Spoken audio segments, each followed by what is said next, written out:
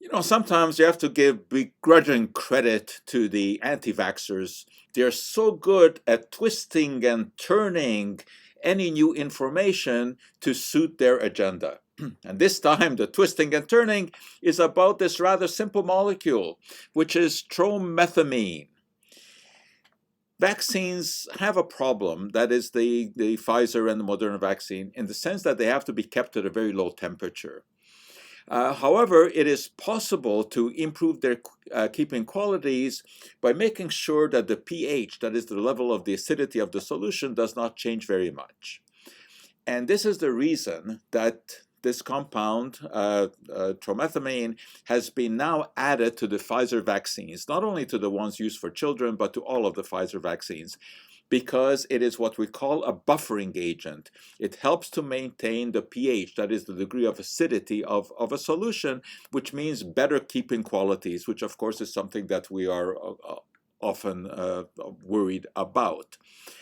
Now, what is this twisting and turning of the information all about? Tromethamine is a widely used substance, and it has a number of medical applications. For example, in diabetic ketoacidosis, which occurs when insulin levels in diabetics fall very low, and instead of burning glucose in their body, they start burning fats and proteins. And this leads to a condition where the blood becomes acidic, and this can be treated with alkaline agents like tromethamine. It also turns out that after cardiac bypass surgery, you sometimes run into the same problem. That is metabolic problems that lead to excess acidity. And there the physicians will treat it with tromethamine. And this is what the poppycockers have latched on to. What they claim is that this substance is now being added to the vaccine to protect against heart disease. Well, of course, this is taking a speck of scientific information and converting it into a mountain of verbal manure. There's absolutely no link between heart disease and promethamine other than the fact that they are using the drug after cardiac surgery when there is an acid the base problem that needs to be corrected.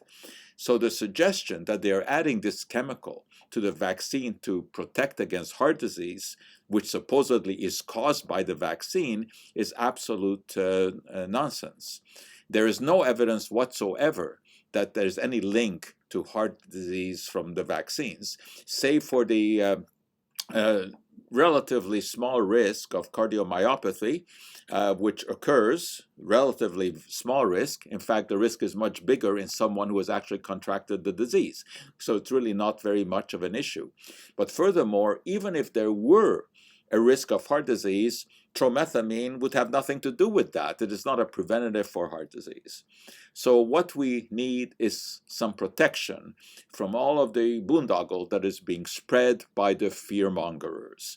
So let's not turn and twist the tromethamine story. It is a good substance that is going to make the vaccine last longer.